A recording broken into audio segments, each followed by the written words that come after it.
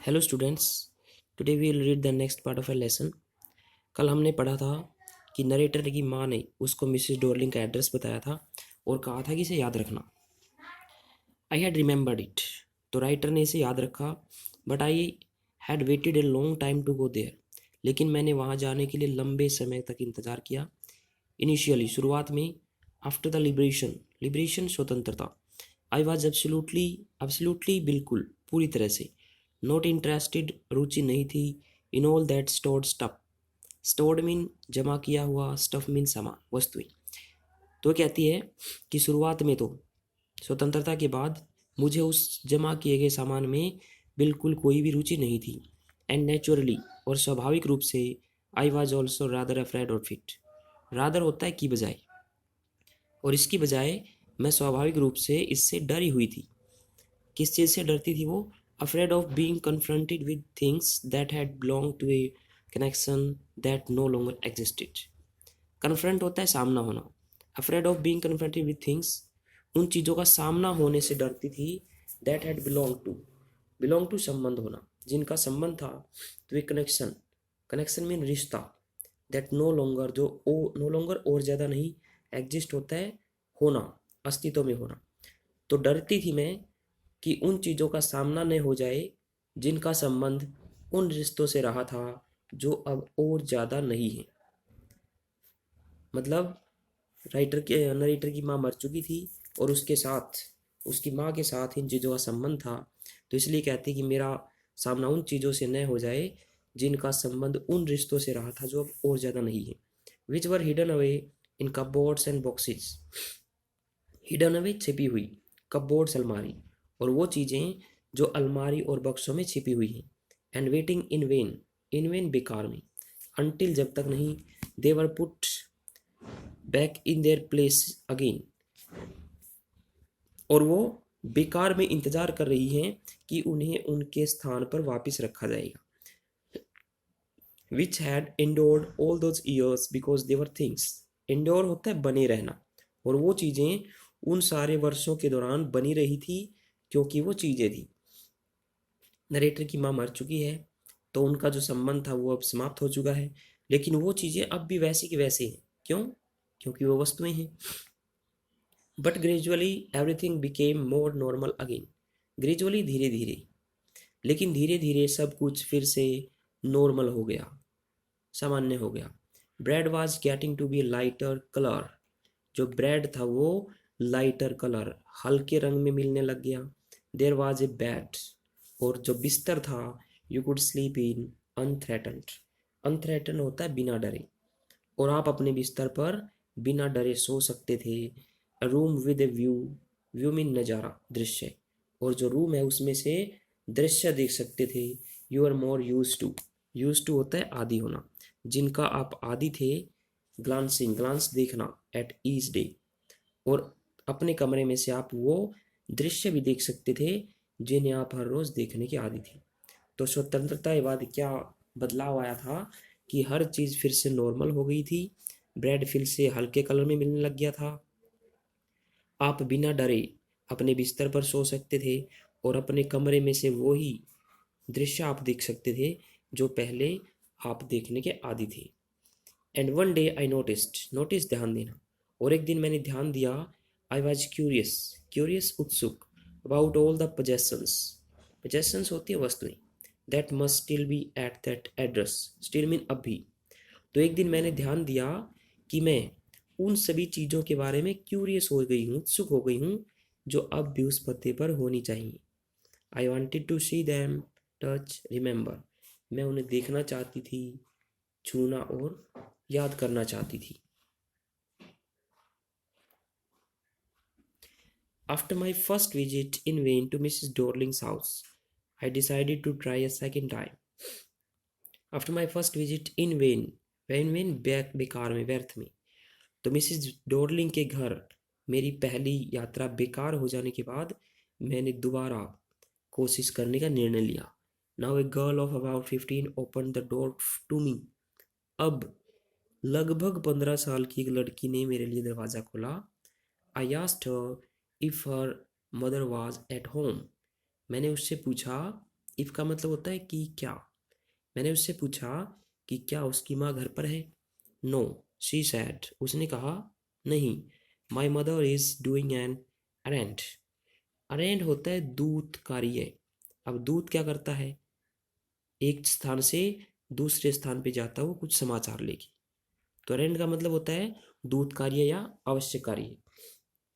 तो उस लड़की ने कहा नहीं, मेरी माँ एक आवश्यक कार्य से गई हुई है। नो मैटर, आई सेड, मैंने कहा नो मैटर, कोई बात नहीं, I will wait for her, मैं उनका इंतज़ार करूँगी। I followed the girl along the passage. Follow होता है अनुसरण करना, पीछे जाना। पैसेज मीन बरामदा। मैं बरामदे में से उस लड़की के पीछे पीछे गई। An old fashioned iron Hanukkah candle holder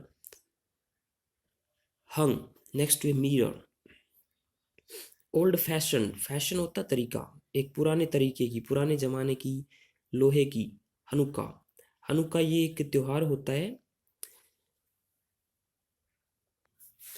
जो 8 दिन तक चलता है। कैंडल होल्डर होता है मोमबत्ती दान।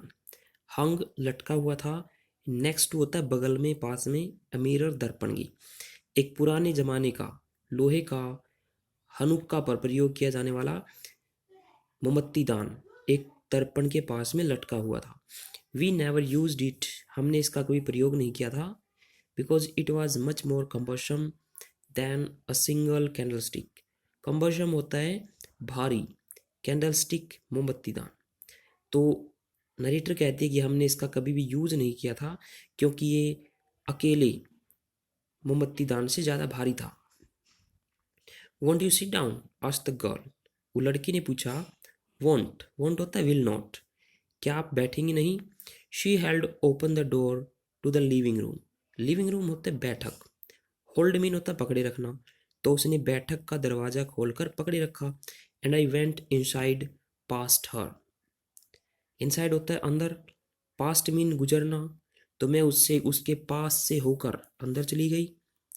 आई स्टॉप्ड, हॉरिफाइड, हॉरिफाइड भयभीत, मैं रुक गई, भयभीत थी। I was in A room, मैं एक ऐसे कमरे में थी।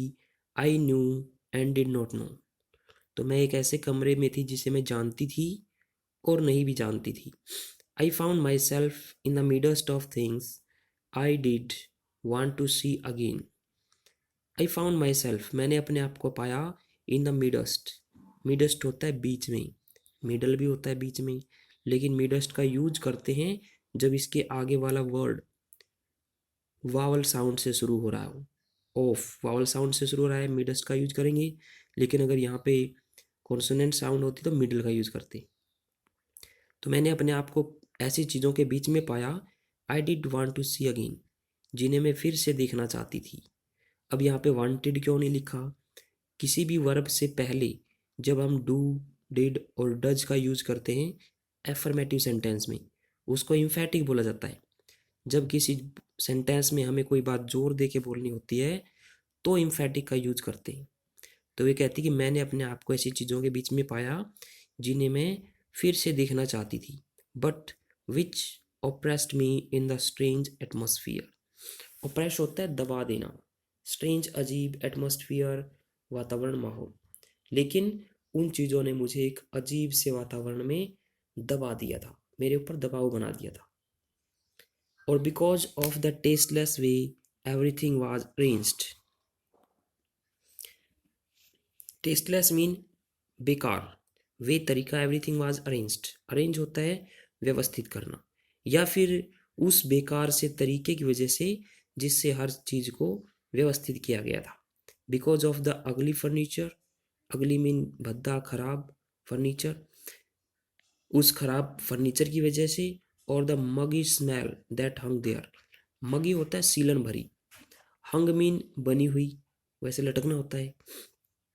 कहते हैं या तो जो जिस तरह से चीज़ें रखी गई थी उसकी वजह से मेरे ऊपर प्रेशर बना हुआ था, या फिर खराब फर्नीचर की वजह से, या फिर जो वहाँ पे सीलन भरी स्मेल थी उसकी वजह से मुझे एक अलग सा एटमॉस्फेयर वहाँ पे महसूस हो रहा था।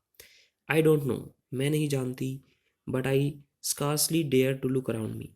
स्कार्सली मुश्किल से, डेयर मीन हिम्मत करना, साहस करना, लेकिन मैंने बड़ी मुश्किल से ही अपने आसपास देखने की हिम्मत की। The girl moved a chair, लड़की ने एक चेयर सरकाई। आई सैट डाउन, मैं बैठ गई। And stared at the woollen tablecloth, stare होता है घूरना, एक टक देखना, वुलन ऊन का बना हुआ। तो मैं बैठ गई और मैं ऊन के बने हुए मेज पोस्ट की तरफ घूरने लगी। I rubbed it, rub mean रगड़ना, मैंने इसे रगड़ा। My fingers grew warm from rubbing, मेरी उंगलियां रगड़ने के कारण गर्म हो गई।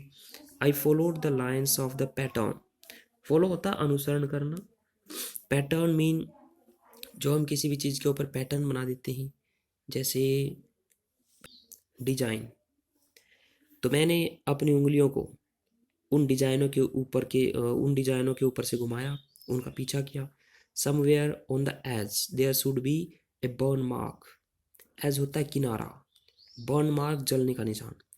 तो वो सोचती है कि कहीं ना कहीं किनारे पर एक जलने का निशान होना चाहिए। That never been that had never been repaired, जिसकी कभी भी रिपेयर नहीं किया गया था, जिसकी कभी भी मरम्मत नहीं की गई थी। तो ये हमारा लेसन था, इसके क्वेश्चन हाईलाइट किए गए हैं। Thank you.